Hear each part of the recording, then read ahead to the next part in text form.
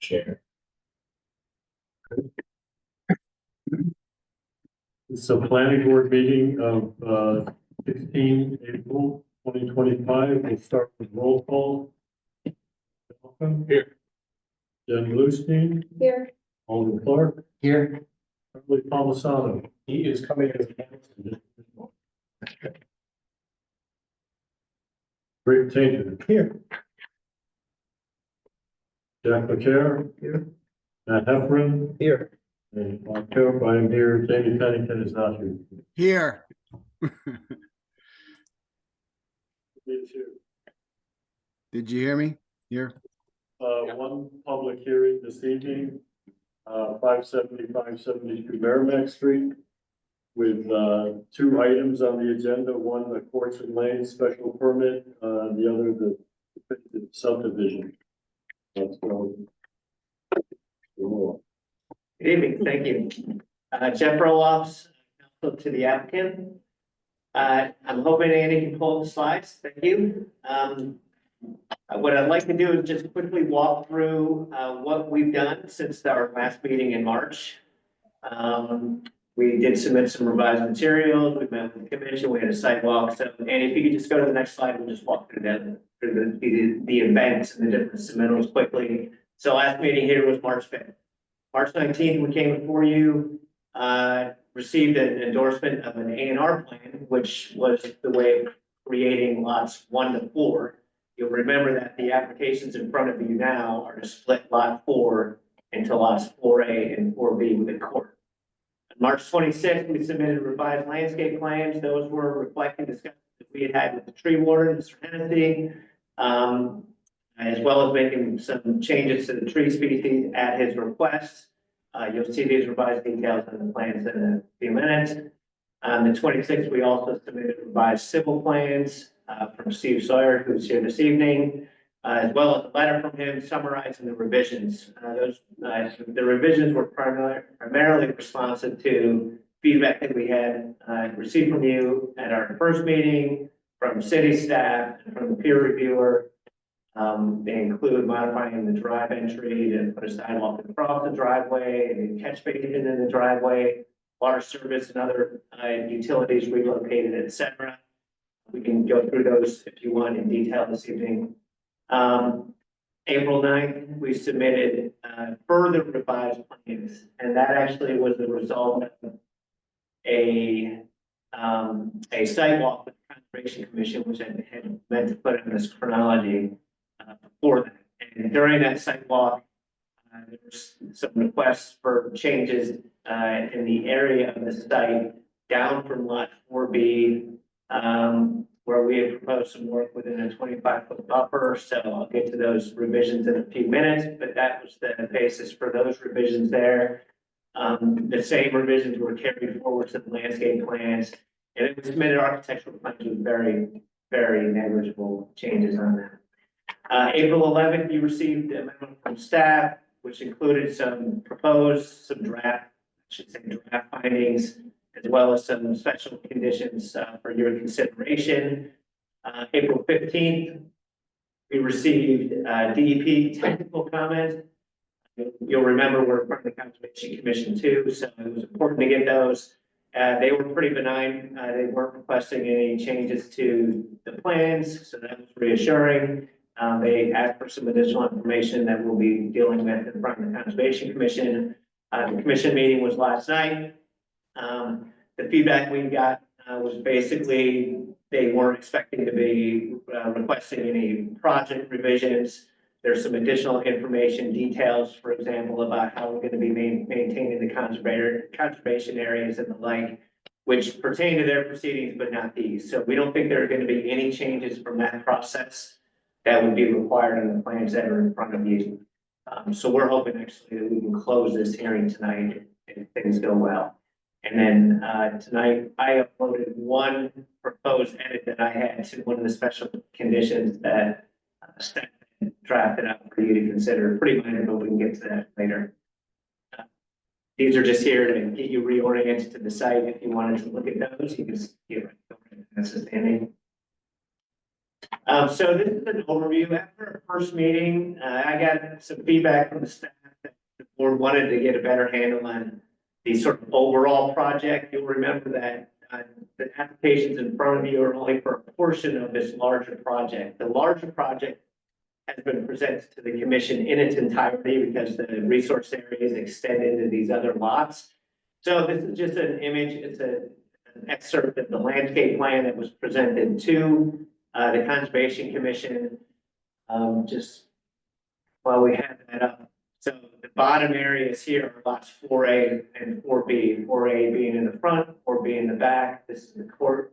So those are the topics that are the subject of the applications in front of the planning board. These other lots are A&R lots, conforming A&R lots, but we do have landscape plans that have been fully designed.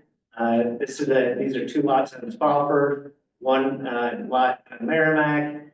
But I did want you to see that there's a comprehensive plan associated with all 5 lots, landscaping, coordination of utilities, and next slide. So just zooming into the lots that are at issue with you.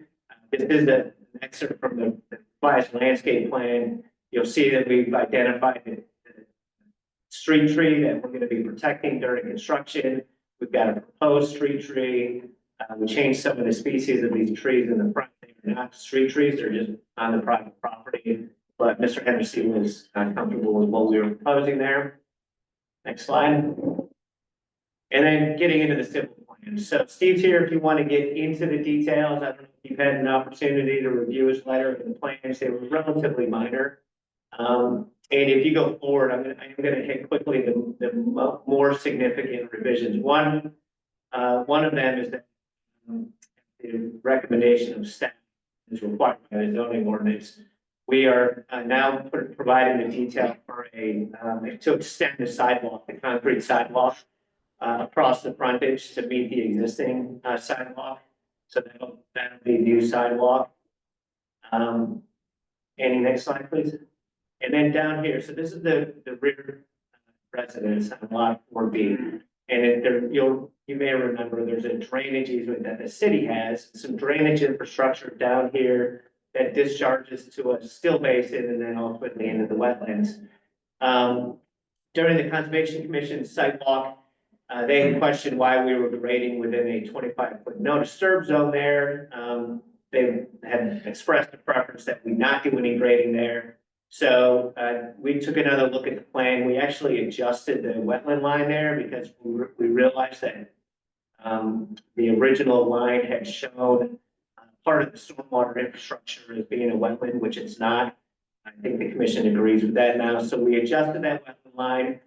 Steve redesigned the grading in this area to avoid the 25-foot no disturb zone down here.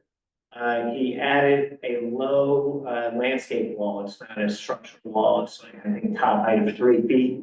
So these are primarily just regrading adjustments, pretty minor.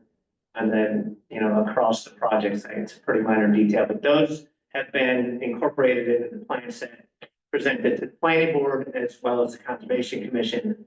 And these revisions were well received at the meeting last night.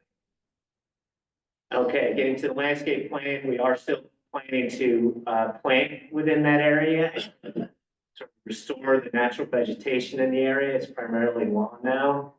And so there's an area of updated landscaping that is reflected on the landscape plan, as well as the changes that are reflected up in the front with the street trees. And then, I don't have them on the slide, but you'll remember that the landscape plans have the specific species that are being proposed, the counts, the sizes, and all those details are included in the landscape. And Mike Hennessy is defining what we're. Architectural plans, I have them here just in case if you have any questions related to them. They're basically the same design that you saw at the first meeting. So I'm planning to go through these. I've got them here in case you want to get into it. It's here tonight. And that's it. So the remainder of this, I have slides from the previous set. If you're interested in going back to any of those, I wanted to make them handy for the discussion. I'm happy to just turn it back to the board. If you want Steve to come up and just sort of walk through some of his changes, happy to do that, but he did outline them in the letter that he provided. Just for the record, having hosted and been at the Conservation Commission meeting last night, I just wanted to confirm with Ralph that the Conservation Commission, although they continued the hearing, they were looking for essentially an additional plan sheet that demonstrated the boundaries of the area to be, preserved. But not even a lot of that is. I know that for like what's covered, one of the concerns we always have is making the plan consistent and not having that immediate gates having consistency. So we know here essentially that the Conservation Commission isn't expecting these plans to be moved, and the areas that Jeff had mentioned down here was the area of concern that is now.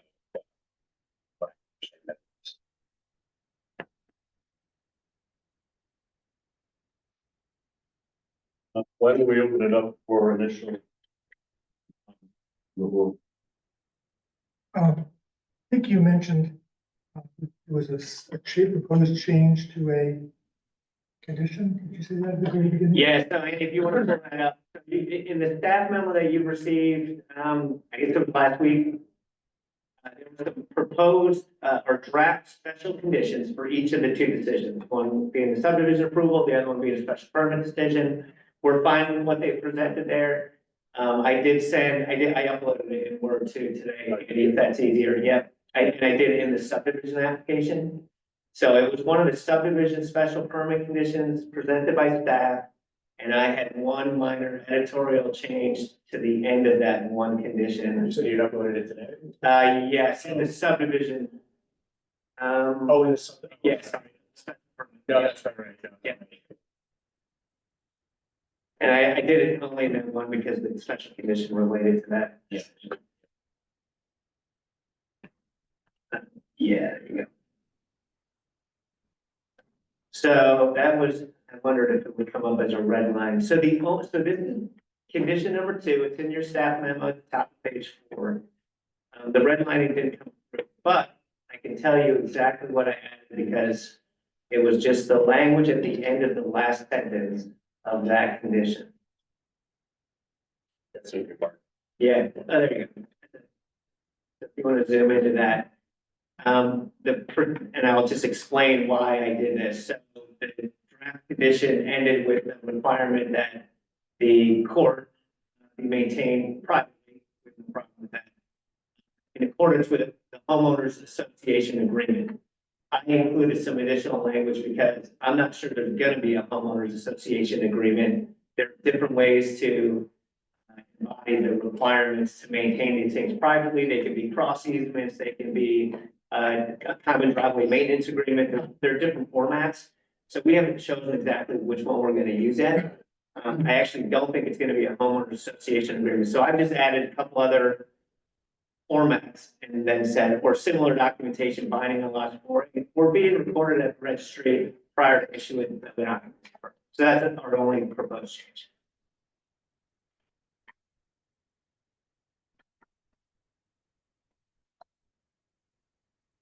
Any other questions or comments? I have one quick question. We can go back to the landscape plan. Just, I'm interested in the landscape, the street. I'm sorry, street At the street edge. Street edge, So, yeah. It's not clear to me what the scale is of that planting and whether it eventually becomes a visual buffer. Since there are garages located on, this property and some of the others. Yeah. What's the anticipated scale of that landscape and when it's mature? Great question. Our landscape architect is on the Zoom with us tonight, I believe. Elise, are you here? I'm gonna let her answer that question if that's okay. I'm here. Can you hear me? Yes. Okay. Yes, the idea, so there are 2 large canopy trees, which are oaks planted at either end of what you're seeing there. And then the shrubs in between are meant to grow into a buffer. The purple are lilac, and the green further down are, let's see, rhododendron, I believe, which will grow to be an evergreen sort of the idea that it would be a loose hedge, not like a wall of arborvitae, but it would provide an evergreen screen to screen that sort of parking and garage area. And as well, as you can see, sort of to the left of that driveway area, there are more lilacs.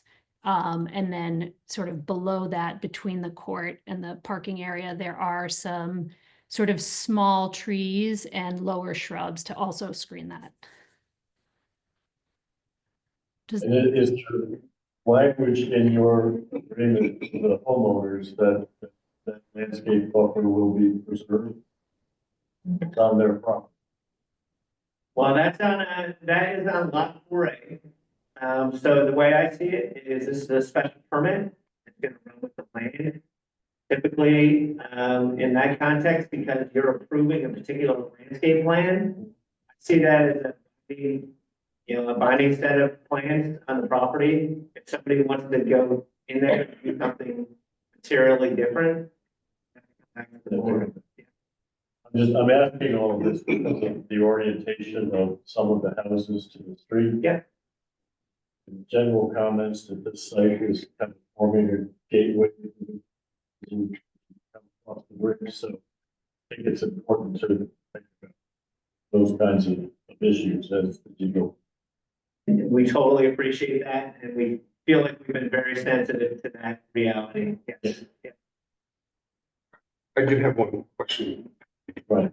I know we talked at one point, there was an existing drainage between lot 4A and Lot 3. yeah.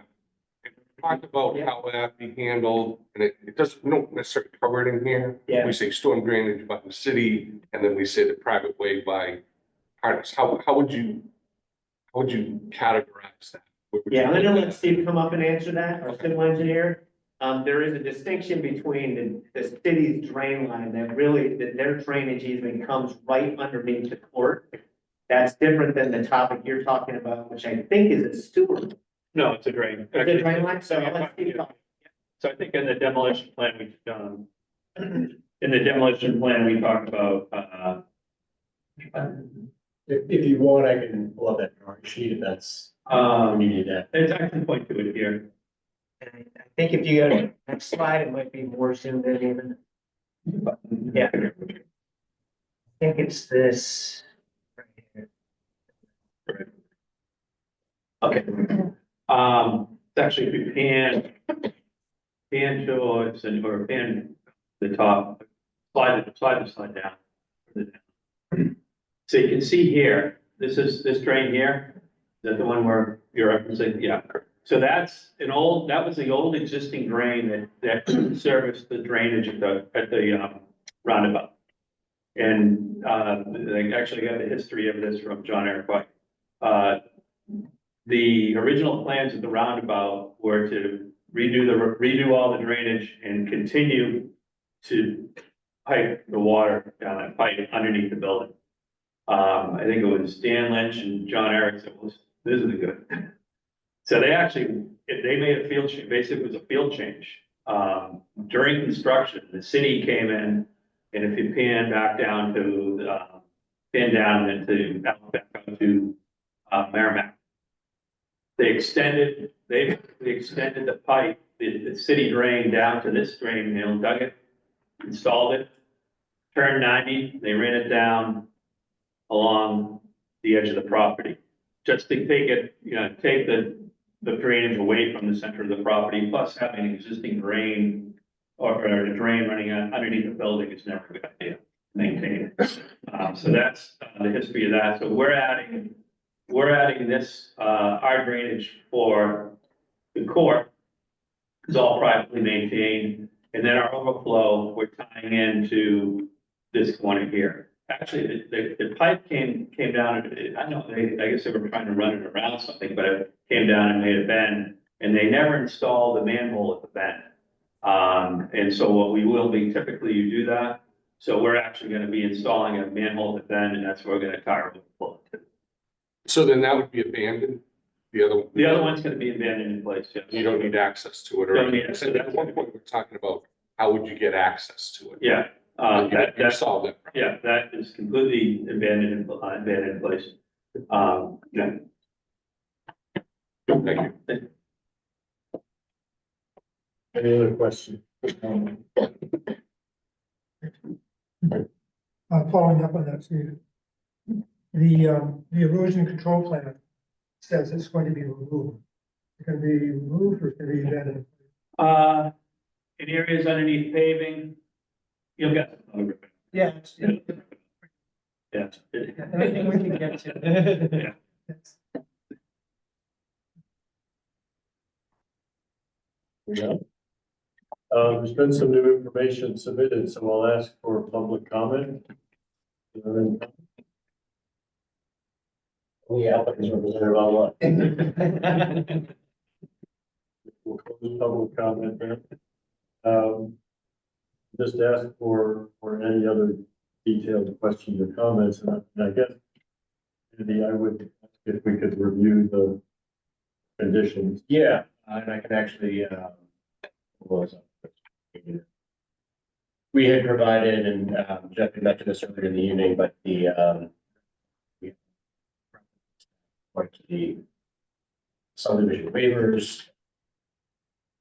So why don't we take these one at a time, and let's do the courts and lanes. Sure. See if we can get to a conclusion there, and then we'll.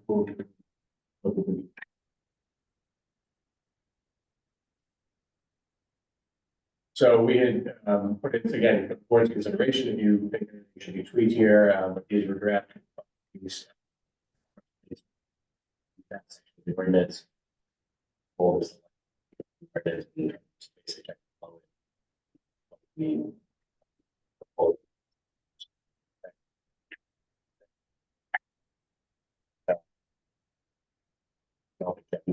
Any of those. Those all look fine to us, yeah.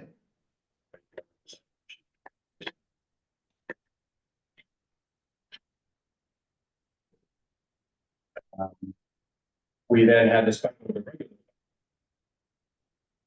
What we're all technically familiar with it. So we had draft findings. Those are largely done.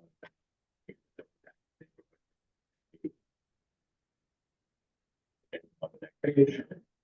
And then we have some proposed special conditions.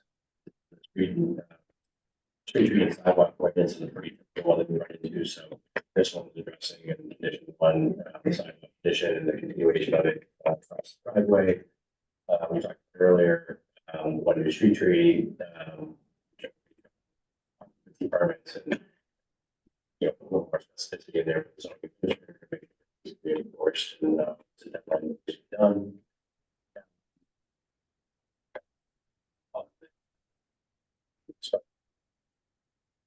So the conditional approval related to the conservation commission. That would come up under the subdivision. Sorry, you're talking about the language that Jeff was referring to, or you're talking about the language that? Yeah, what we have talked about relative to the open issues. Oh, yeah, sorry. We will approve contingent on their satisfaction within their. Just provided they doesn't cause any change. Yeah, I mean, we can put it, it could happen. Well, suspended that might be the decision. It won't be necessary because in fact, the applicant will still be. Or plans if there's any consistency about. Or the issue needs to be resolved. However, we want to do also suspended. Decision, you know, just indicating that the applicant is, you know, very same. So we can add that to as a special condition, just because here that this is still. Even though we can understand. So that would fall under courts and lanes special permit. I mean, technically speaking, that language should be put involved because they're both.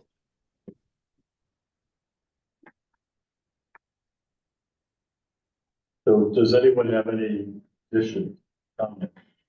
Just wondering whether you want to memorialize your concern about the streetscape being preserved. And I know that, as I've said, that you could interpret the special permit as requiring that, but I think it'd be hard to enforce it.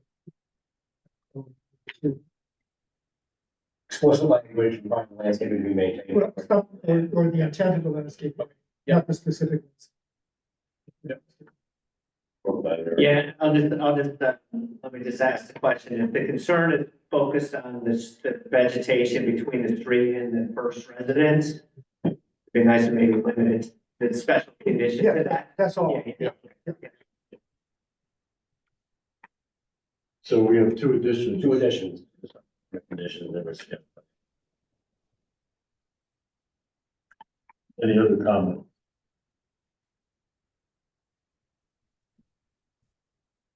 This I will ask for a motion. Make a motion to, as a single motion for both. Motion to approve the special permit application and the definitive subdivision approval application with the special conditions noted in the staff report. Is reviewed and revised tonight and with the two additional special conditions. And that would be for Are the, you combining? well, that's how the motion was granted.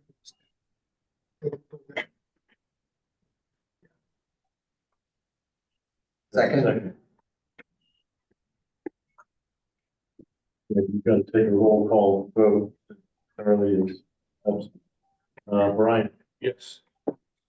Jen Lucy, Yeah. Alden Martin, Yes. Tom Sada, Yes. Rick Cantor, Yes. Bob Coe is a yes, Jack. Matt, Yes.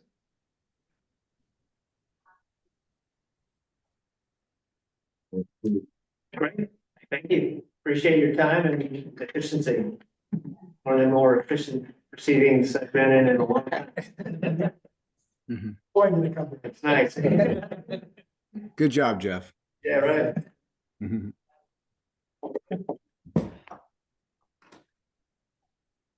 Thank you guys for your time. Thank you. Good to see you.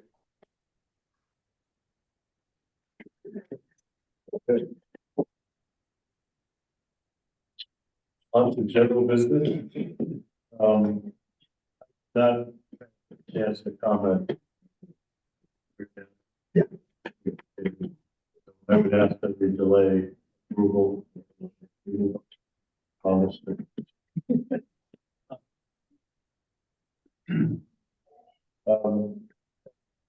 Andy, you had a quick comment on the. If I could just briefly, because I not had a chance earlier today to push this on the but I just been doing it after this meeting. But this is a zoning change for the flood zone, so I just wanted to pull up on this screen briefly what's happening. So I might have mentioned before, we have now two zoning amendments we're going to be taking. We're trying to take advantage of that to address these zoning amendments to maintain compliance with the National Flood Insurance Program, which we need to maintain compliance with. So this is basically best practices in the floodplain to prevent or limit development. FEMA basically expects locally in exchange for, getting resources and, insurance and whatnot for locals. So that's pretty common. I've worked in Massachusetts, this has been the case. So at any rate, these are the aerial photographs just showing tile numbers that FEMA uses for those, and they're basically the tiles that are affected. I put together some materials which I'll push out to you, and there's the subject of our second zoning amendment we're looking at that night, May 7th. We'll look at the signage ordinance, I think, first for you and the chair, planning development committee council, but we will look at the signage first and then go to this. This is largely housekeeping in nature because we're really required to do for the most part. I did have to go back and forth with them over political language and where they go. It's not a very efficient process, in my view, the way that the public pushes out. And the community is doing for bad. But in our case, you have the technical term of the ordinance, so you'll see the language of the ordinance itself. But I thought it would be worth noting just briefly for you, just get an idea from this diagram, which actually has the newer numbers in it. Well, we have these PDFs posted online, but we're also putting on our mapping, which is the dynamic mapping where you can kind of do it now. So we're just turning on tomorrow, so you can kind of see the difference between the two layers. FEMA, not being very efficient, hasn't really pushed out any comprehensive layer that's merged the old and new together. So we're going to make sure that those are clean when we call the new layer. So when you're looking at online map, if you have to use that platform or website, you'll have to turn on the old ones in order to see these gray cells here, but they have not actually made any changes. Because it's a little confusing the way that FEMA has it set up on some of their data right now. They push it out when the date comes, July 8th. So we have not been able to get that clean data. So you'll see it in there. You'll just have to turn on both layers in order to see some of the older tiles where they didn't make any changes. So you'll see kind of an interesting transition line right here where they kind of meet together. But in essence, that the yellow ones are the ones where they've made some adjustments. The gray ones are the ones where they have not made any. And then in a memorandum that is from the council to you, and this is the same graphic, just trying to illustrate a little bit to a couple of snapshots. This mapping or what the old FEMA burn maps are showing. This is so you can kind of get an idea of this. And down here, the darker purple is just showing a bit of expansion of that in the new map.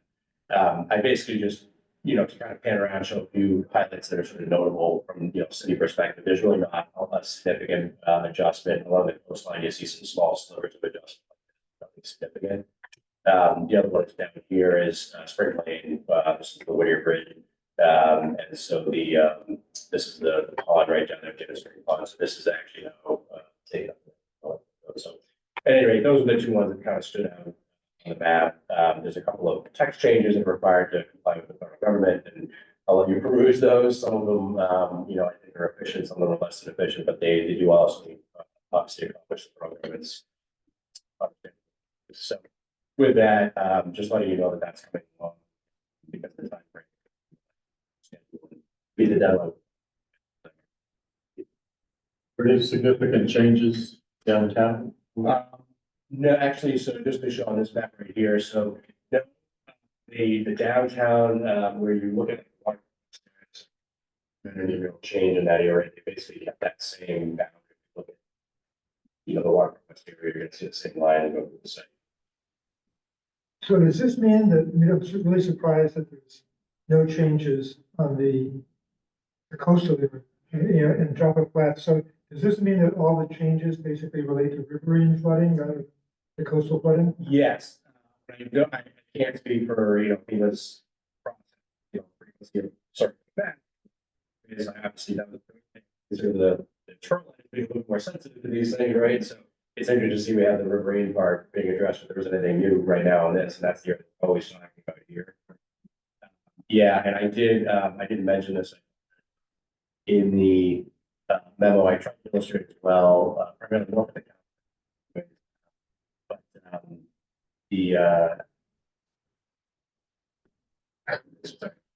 just the sort of differences the downtown actually.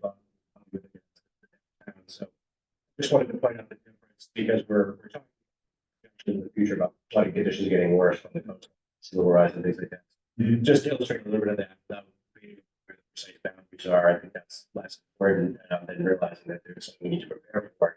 And so you see the old sort of boundary areas, that we're looking at today, sort of based on existing, patterns.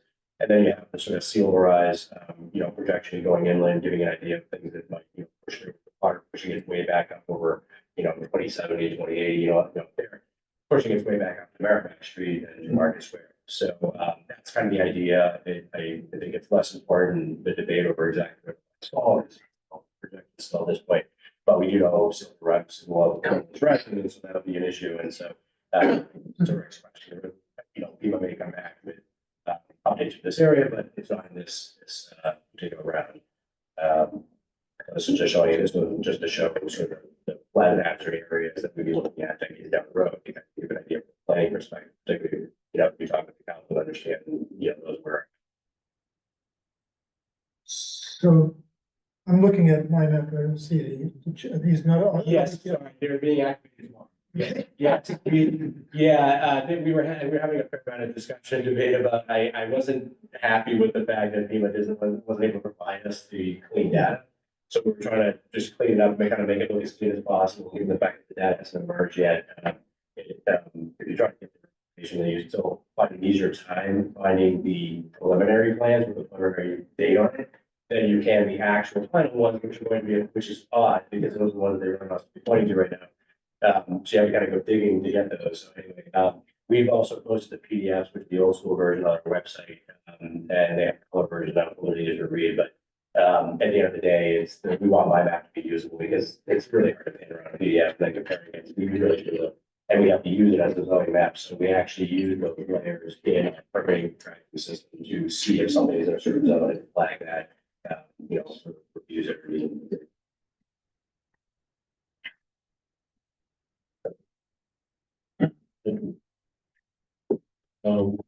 You, No, so, on May 7th. So is the sign regulation, is that like the same that we've seen before? Yes, sorry. Just a couple of things. Sponsor, so we back. And they have not been able to do that yet. Sponsor and incorporate feedback. Coming back with an amended version for you.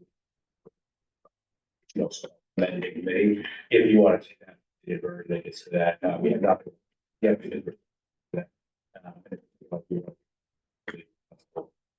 Because there's. But you would have some advance notice on that. You would do that. That's one of the reasons I think, yeah.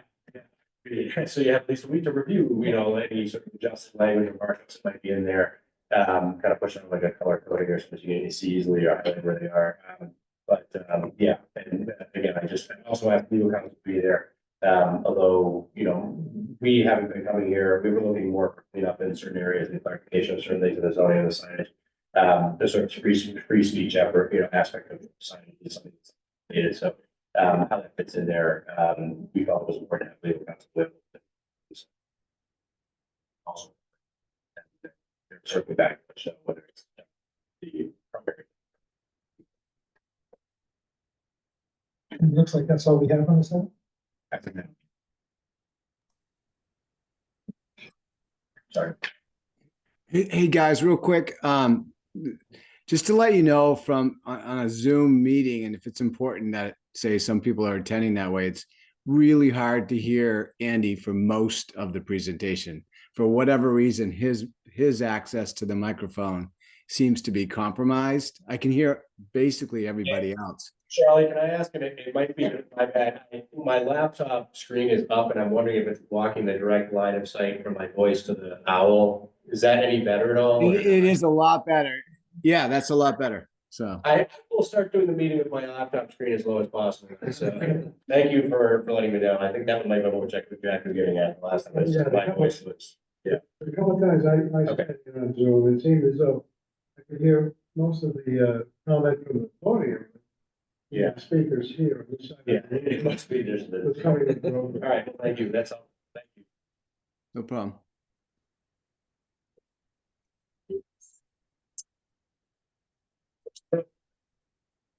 for our new members of the audience, we had one public hearing this evening that was closed about 20 minutes ago. Yeah, I'm sorry.